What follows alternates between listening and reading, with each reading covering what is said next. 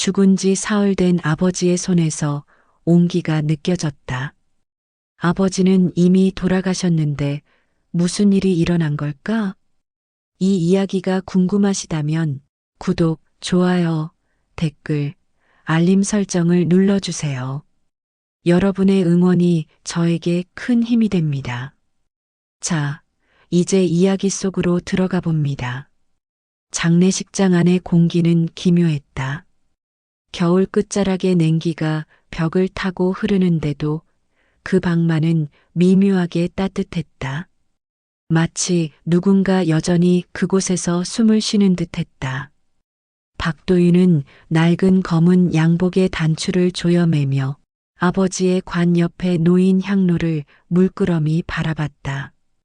연기가 천천히 위로 피어올랐다가 천장에 닿아 흩어졌다. 그 흐름은 사람의 숨 같았다. 들이쉬고 내쉬고 사라지는. 그는 속으로 중얼거렸다. 이제 끝이다. 하지만 그 말은 입안에서 납처럼 무거웠다. 끝이라 부르기엔 공기가 너무 따뜻했다. 그의 아버지, 박영수, 술에 절어 살던 사내. 가정이라는 이름 아래 폭력을 일삼고 사과 한마디 없이 다음 날을 살던 인간. 어머니의 얼굴에 늘 멍이 있었고 그는 그것을 집의 냄새라 생각하며 자랐다. 매질 뒤에 남은 술 냄새, 눅눅한 바닥의 곰팡이, 그리고 무릎에 떨어지는 어머니의 눈물 소리. 그게 박도윤의 어린 시절이었다. 이제 그 공기가 멈췄다. 아버지가 죽었기 때문이다.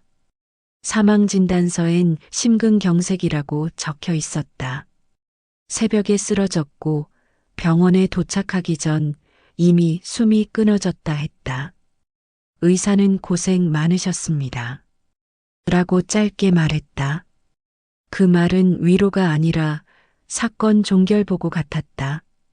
그날 저녁 문상객이 빠져나간 장례식장엔 도윤과 어머니 순자만이 남았다.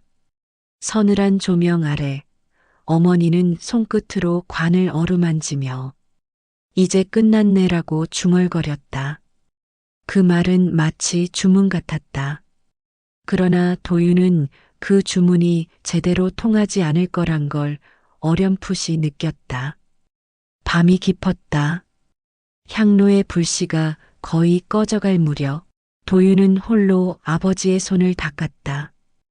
그 손은 차가웠고 돌처럼 굳어 있었다. 그런데 그 순간이었다. 손끝이 미세하게 움직였다. 처음엔 착각이라 여겼다. 냉기 때문에 근육이 수축한 거겠지. 그는 다시 천천히 닦았다. 그러나 이번엔 확실히 느꼈다. 얼음 같던 손바닥이 서서히 따뜻해지고 있었다. 그 온도는 이상했다. 죽음의 냉기가 걷히며 피부 속 어딘가에서부터 불씨가 살아나는 듯했다. 도윤은 손을 뗄 수 없었다. 그 온도는 낯익었다. 어릴 적 아버지가 처음으로 그의 손을 잡았던 날의 온기. 그가 지워버렸다고 믿었던 기억이 온도로 되살아났다. 시간이 흐르자 방 안의 공기가 달궈졌다. 향의 연기는 더 이상 위로 오르지 않고 천장 아래에 머물러 자욱하게 퍼졌다. 도윤은 다시 얼굴을 들여다봤다. 창백한 피부 위로 옅은 핏기가 돌았다. 입술의 색이 돌아왔다. 심장이 멎은 지 사흘째 되는 밤이었다. 그때였다. 누군가 그의 귓가에 아주 작게 속삭였다. 춥지 않니? 도윤아. 그는 번쩍 고개를 들었다. 아무도 없었다. 그러나 멈춰 있어야 할 사람의 입가만이 아주 미세하게 움직이고 있었다. 박영수는 살아났다. 기적이라 했다. 의사들은 희박하지만 가능성은 있었다며 자신들의 학문적 업적을 떠들었지만 누구도 그의 눈빛의 변화에 대해서는 설명하지 못했다. 그 눈은 전혀 다른 사람이었다. 폭력과 분노 대신 이상할 만큼 부드러운 기운이 깃들어 있었다. 그는 순자를 보자마자 입가에 미소를 띠며 말했다. 수진아, 많이 기다렸지? 순자의 얼굴이 하얗게 질렸다. 그 이름은 자신의 언니였다. 젊은 시절 사고로 세상을 떠난 사람. 그리고 박영수가 한때 미쳐있던 첫사랑. 순자는 몸이 굳었다. 전 순자예요. 그러나 그는 듣지 못했다는 듯 그녀의 손을 부드럽게 감싸쥐었다. 그 손끝의 온도는 이상할 만큼 따뜻했다. 그날 이후 집안의 공기가 바뀌었다. 그는 다정했고 자상했다. 매일 순자에게 꽃을 사오고 식탁에 앉아 오늘은 당신 좋아하는 찌개를 끓였지? 라며 웃었다. 그러나 도윤의 눈엔 그 웃음이 비정상적으로 보였다. 무엇보다 그가 어머니를 볼 때마다 속삭이는 말이 섬뜩했다. 이번엔 절대 놓치지 않을 거야. 순자는 혼란스러웠다. 그의 폭력이 사라졌다는 사실이 기뻤지만 그 다정함의 방향이 자신에게 향해 있다는 게 두려웠다. 그는 자신을 과거의 유령으로 보고 있었다. 그 시선 속에 순자는 존재하지 않았다. 대신 죽은 언니 수진만 있었다. 밤마다 그는 순자의 방 앞에서 속삭였다. 수진아, 그때처럼 창문을 열어줘. 우리 그날 밤처럼 별을 보자. 도윤은 그 소리를 들으며 이를 악물었다. 그의 눈엔 공포보다 더 깊은 증오가 자리 잡았다. 그는 결심했다. 이번엔 자신이 끝내겠다고. 그 손끝의 온기를 냉기로 돌려놓겠다고. 집은 여전히 따뜻했다. 하지만 그 따뜻함은 이상했다. 난방을 꺼도 창문을 열어도 공기 속에서 열기가 가라앉지 않았다. 마치 누군가의 체온이 벽과 바닥을 따라 번지고 있는 듯 했다. 아버지가 돌아온 후 온도가 변했다. 그리고 분위기도. 그는 매일 꽃을 사왔다. 한 송이의 장미 혹은 시든 국화 한 다발. 그 꽃을 식탁 중앙에 꽂으며 마치 제사상을 차리듯 낮게 의조렸다. 이제는 다시는 놓치지 않을 거야. 순자는 그때마다 식탁 끝으로 몸을 밀며 눈을 피했다. 그녀의 표정에는 안도와 두려움이 교차했다. 폭력이 사라졌다는 안도, 그러나 그 대신 다른 종류의 광기가 들어왔다는 두려움. 도윤은 그 광기를 숨소리로 느꼈다. 아버지가 어머니 방 앞에 서서 중얼거릴 때마다 그의 목소리는 사람의 것이 아니었다. 숨이 길고 낮고 마치 다른 누군가의 언어로 기도하는 것 같았다. 그리고 그 속삭임이 멎는 순간 공기가 더욱 뜨거워졌다. 그날 밤 도윤은 문틈으로 방 안을 보았다. 아버지는 어머니의 머리칼을 어루만지고 있었다. 눈빛은 다정했지만 그 다정함엔 피보다 진한 집착이 섞여 있었다. 수진아, 우리 처음 만났던 그날 기억나지? 그날 내 머리카락에도 이런 향이 났었지. 순자는 눈을 감은 채 아무 말도 하지 않았다. 그녀의 손끝이 하얗게 굳어 있었다. 그 순간 도윤의 안에서 뭔가가 부서졌다.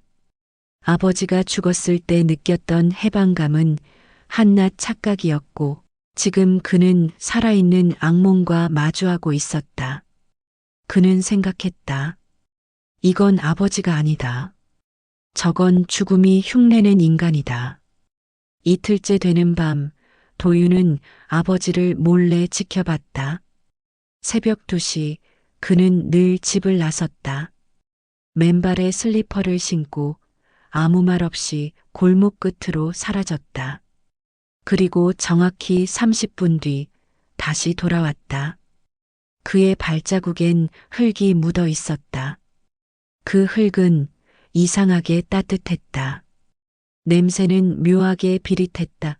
마치 방금 파헤친 무덤의 흙 같았다. 도윤은 따라 나섰다. 그 길 끝엔 오래된 공원이 있었다. 공원 뒤편의 언덕, 그 아래에는 낡은 공동묘지가 있었다. 달빛 아래 아버지가 멈춰 섰다.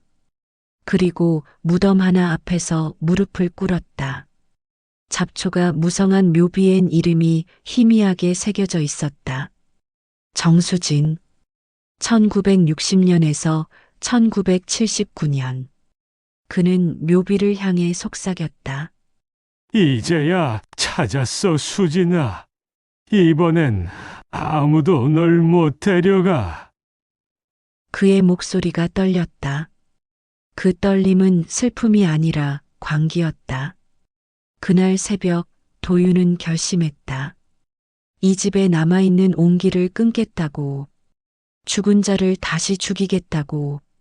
그는 장례식장에서 썼던 약품, 포르말린과 청산가리를 떠올렸다. 냉장 보관 중인 시약은 여전히 남아 있었다. 그것이면 충분했다. 이번엔 내가 끝낸다. 그 온도를 다시 식혀버릴 거야. 그의 손끝이 미세하게 떨렸다. 하지만 그 떨림엔 더 이상 두려움이 없었다. 그건 다짐이었다. 창문 밖에서 바람이 불었다. 그런데 이상하게도 바람은 따뜻했다. 그리고 그 따뜻한 바람 속에서 어디선가 들려왔다. 도윤아, 내가 나를 닮았구나. 그는 고개를 들었다. 집안은 텅 비어 있었다. 그러나 냉장고 문틈으로 새어나온 미묘한 열기가 마치 누군가 그 속에서 숨쉬는 것처럼 움직이고 있었다. 포르말린의 냄새가 손끝에 밴 지 이틀째. 박도윤은 매일 밤 아버지의 호흡을 세었다. 그가 언제 자고 언제 깨어나는지, 언제 어머니의 방 앞에서 멈추는지 모든 것을 기록했다. 그는 완벽하게 준비되어 있었다. 냉장고 속엔 투명한 액체 한 병이 있었다. 무색무취, 단 한 모금으로도 심장을 먹게 하는 약. 그는 그걸 정이라 불렀다. 그날 밤 어머니는 기이하게 잠들지 않았다. 아버지는 여전히 식탁 앞에 앉아 꽃을 다듬고 있었다. 손끝으로 꽃잎을 만지며 낮게 음조렸다. 수진아, 이건 내가 좋아하던 색이잖아. 그 말에 순자의 어깨가 미세하게 떨렸다. 그녀는 알았다. 이제 남편이 아니라 유령이 자신을 부르고 있다는 걸. 그때 초인종이 울렸다. 밤 11시 반, 아무도 오지 않을 시간이었다. 도윤은 문을 열었다. 문 앞엔 한 여자가 서 있었다. 나이든 무속인이었다. 회색 저고리에 검은 고무신, 그리고 손에는 희미하게 빛나는 엽전줄이 쥐어져 있었다. 이 집의 따뜻한 냄새가 너무 심하네요. 그녀의 첫마디는 인사도 아니었다. 누구시죠? 부탁받고 왔어요. 당신 어머니에게서. 순자가 문가로 다가왔다. 전 부탁한 적 없는데요. 무속인은 고개를 저었다. 그럼 그분이군요. 아랫 세상에서. 순자는 순간 얼어붙었다. 무속인의 눈빛이 그녀의 어깨 너머를 지나쳤다. 그 시선이 멈춘 곳엔 꽃을 다듬던 박영수가 있었다. 무속인은 천천히 한 걸음 나아갔다. 아직 못 간 혼이 있네요. 그는 돌아온 게 아니라 떠나지 못한 거예요. 박영수는 고개를 들었다. 그의 입가에 천천히 미소가 번졌다. 당신은 수진의 친구인가요? 아니요. 무속인은 낮게 대답했다. 전 수진 씨가 남긴 약속을 지키러 왔어요. 순자의 얼굴이 창백해졌다. 그녀는 들은 적이 없었다. 언니가 무슨 약속을 남겼다는 건지. 무속인은 엽전주를 식탁 위에 올려놓았다. 엽전이 부딪히며 금소금이 울렸다. 그 소리는 이상하게 공명을 일으켰다. 방 안의 공기가 출렁였다. 뜨거웠던 온도가 순간 차가워졌다. 박영수의 표정이 일그러졌다. 그건 하지 마! 그의 목소리는 분명 분노였다. 하지만 무속인은 미소 지었다. 당신 아직 모르는구나. 그 따뜻함이 당신 것이 아니라는 걸. 그 순간 도윤의 뒷목이 서늘해졌다. 온도가 뒤집혔다. 방금 전까지 땀을 흘릴 만큼 후끈하던 공기가 갑자기 싸늘하게 식었다. 꽃잎이 바닥에 떨어졌다. 그와 동시에 아버지의 손끝이 경련했다. 그의 눈동자 속에서 불빛이 꺼져갔다. 무속인이 속삭였다. 이제야 진짜 떠나려는군요. 그러나 그 순간 순자가 비명을 질렀다. 아니야. 아직 안 돼. 그녀는 남편의 손을 붙잡았다. 그 따뜻한 손을. 그 손이 다시 살아 움직였다. 엽전줄이 바닥으로 떨어졌다. 무속인이 고개를 돌렸다. 당신 그 손을 잡으면 안 돼요. 하지만 이미 늦었다. 온기가 순자의 팔을 타고 목덜미를 타고 눈으로 번졌다. 그녀의 숨결이 떨렸다. 그 온도가 완전히 옮겨가고 있었다. 도윤이 달려들었지만 순자의 눈빛은 이미 달라져 있었다. 그건 그녀의 것이 아니었다. 그녀의 입술이 천천히 열렸다. 도윤아, 아버지. 좀 놔두자. 그 목소리는 어머니의 것이 아니었다. 그건 아버지의 첫사랑, 수진의 음성이었다. 순간 공기 중에 다시 열이 돌았다. 무속인이 엽전을 움켜쥐었다. 온도가 되살아났어. 이제 이 집엔 두 혼이 있다. 그녀는 낮게 음조렸다. 하나는 미련이고 하나는 사랑이지. 그리고 둘 다 끝내기엔 너무 뜨겁다.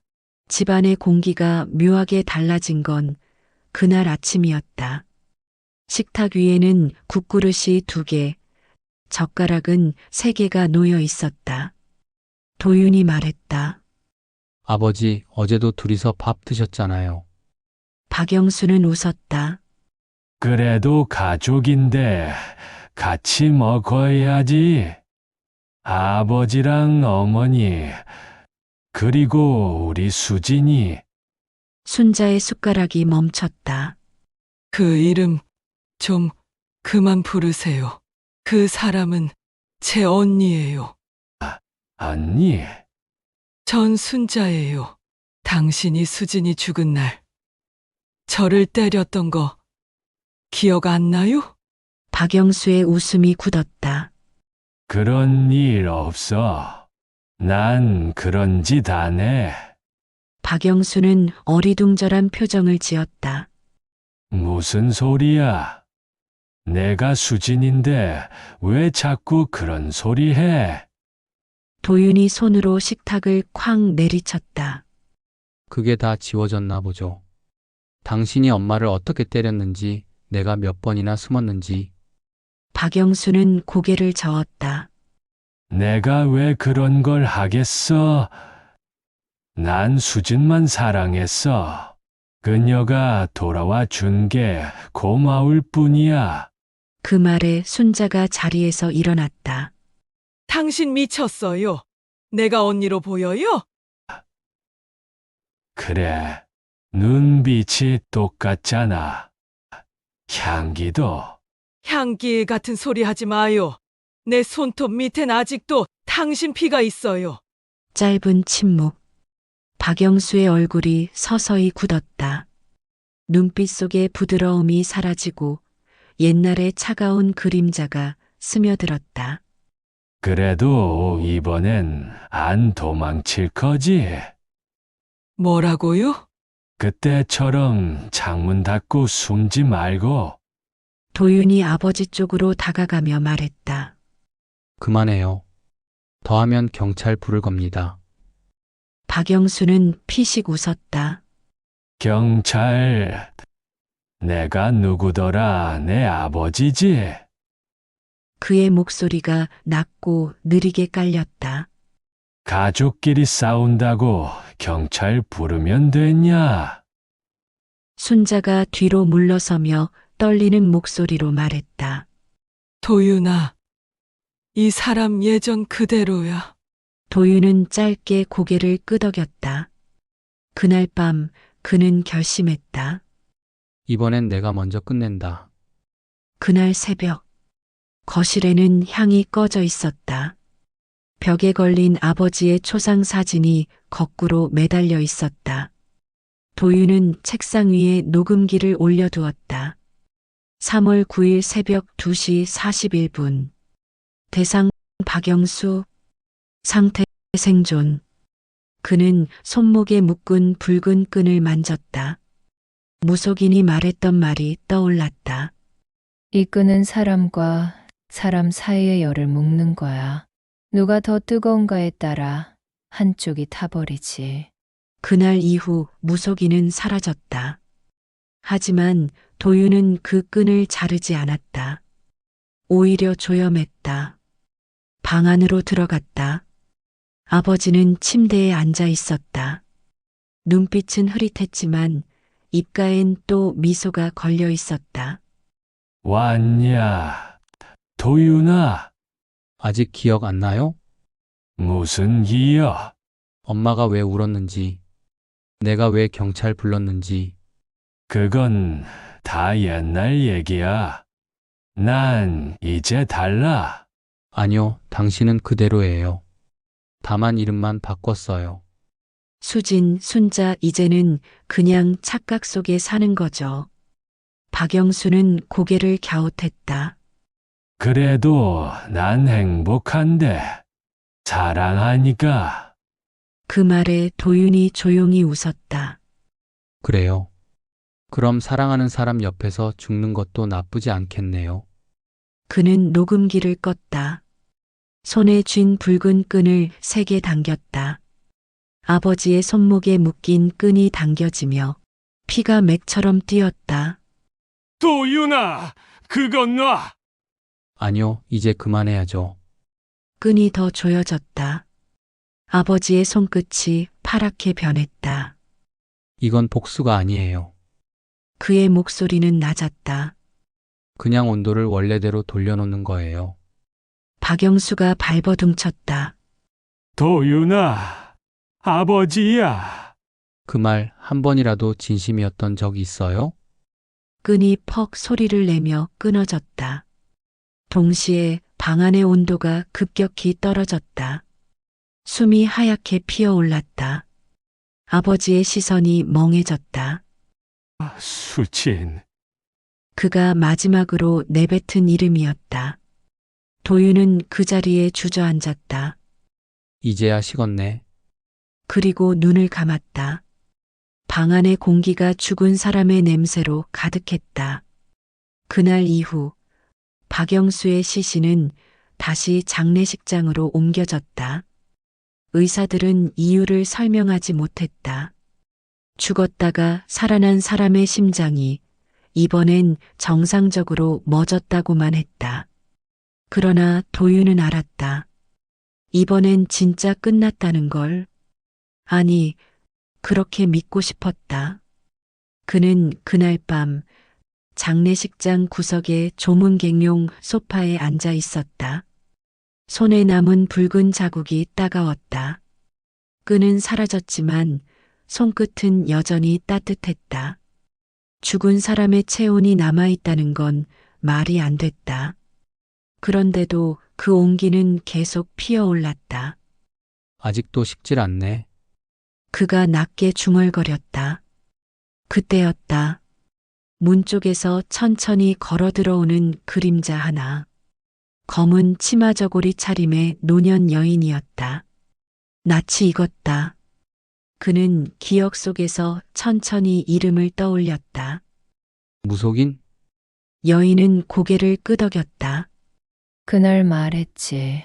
누가 더 뜨거운가에 따라 한쪽이 타버린다고. 그녀는 관 쪽을 바라보았다.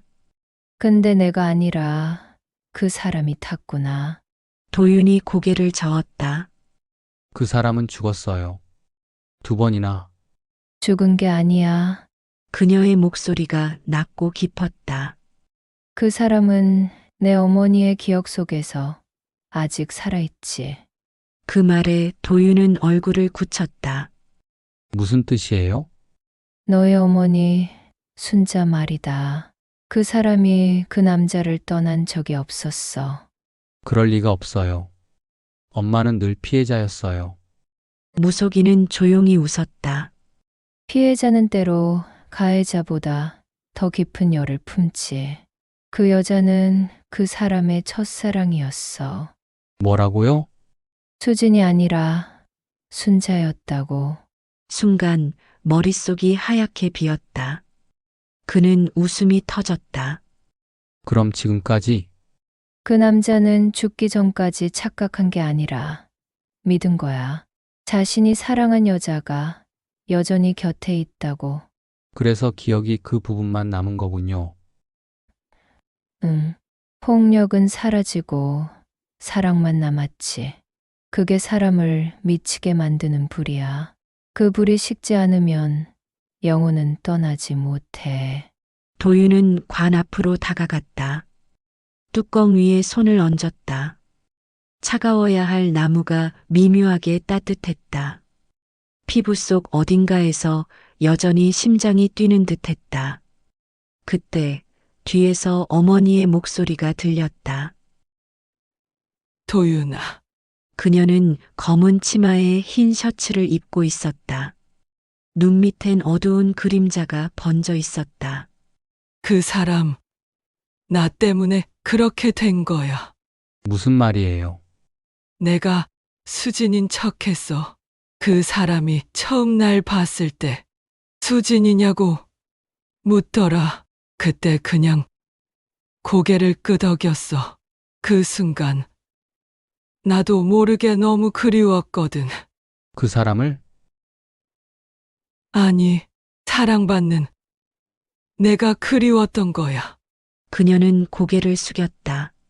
그 뒤로는 멈출 수가 없었어. 그가 수진으로 나를 부를 때마다 내 안의 상처가 조금씩 덜 아팠어. 그래서 그냥 그 착각을 부수지 않았어. 도윤은 말을 잃었다. 그녀는 이어 말했다. 도윤아, 내가 본 그 사람의 미소, 그건 내 죄 때문이야. 그 사람은 미친 게 아니라 나한테 돌아오고 있었던 거야. 도윤은 천천히 고개를 들었다. 그의 눈빛엔 복잡한 감정이 교차했다. 그럼 난 뭘 한 거예요? 난 지금 사랑을 죽인 건가요? 순자는 대답하지 않았다. 대신 관 위로 손을 얹었다. 그 손끝에서 미세한 온기가 느껴졌다. 그리고 관 속에서 아주 작게 나무가 삐걱거리는 소리가 났다. 순자가 속삭였다. 이제야 식는구나. 눈물 한 방울이 떨어졌다. 그 눈물은 곧장 나무 틈새로 스며들었다. 그 아래서 아주 희미한 숨소리가 들렸다. 그 숨은 따뜻했지만 이제는 아무도 느낄 수 없었다. 겨울의 끝이었다. 하늘은 낮게 깔렸고 눈발이 간헐적으로 흩날렸다. 장례식은 3번째였다. 이번엔 진짜였다. 관은 땅속으로 들어갔고 흙이 한 줌씩 떨어졌다. 둔탁한 소리가 들릴 때마다 도윤의 손끝이 조금씩 떨렸다. 그는 조용히 말했다. 이제 정말 끝이에요, 아버지. 옆에 있던 순자가 그 말을 듣고도 아무 대답이 없었다. 대신 그녀는 손에 쥔 국화를 떨어뜨렸다. 눈처럼 하얀 꽃잎이 흙 위에서 천천히 젖어갔다. 누군가 그들에게 우산을 씌워주었다. 무속인이었다. 그녀는 짧게 한마디 남겼다. 이제 진짜 식었네요. 그리고 바람처럼 사라졌다. 모든 것이 멈춘 듯 조용했다. 그 정적 속에서 도윤은 처음으로 온기 없는 공기를 느꼈다. 이제야 비로소 죽음이 왔다. 며칠 뒤 그는 집안을 정리했다. 불 꺼진 거실, 묵은 먼지 냄새, 찢긴 사진. 한참을 서 있다가 그는 무심코 식탁 위에 놓인 오래된 사진 한 장을 발견했다. 젊은 시절의 어머니와 아버지, 그리고 낯선 여자 한 명이 있었다. 뒤편에는 작게 적혀 있었다. 1997년 여름. 영수, 수진, 순자.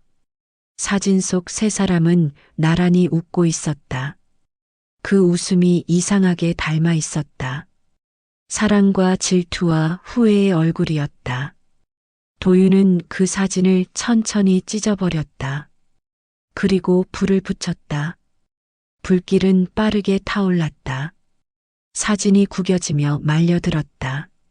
마지막 남은 조각, 어머니의 웃는 얼굴이 불 속에서 사라질 때까지 그는 눈을 떼지 않았다. 불이 꺼지고 잿더미만 남았다. 그 잿더미 속에서 그는 이상하게 따뜻한 감촉을 느꼈다. 손끝이 미세하게 데일 만큼의 열기.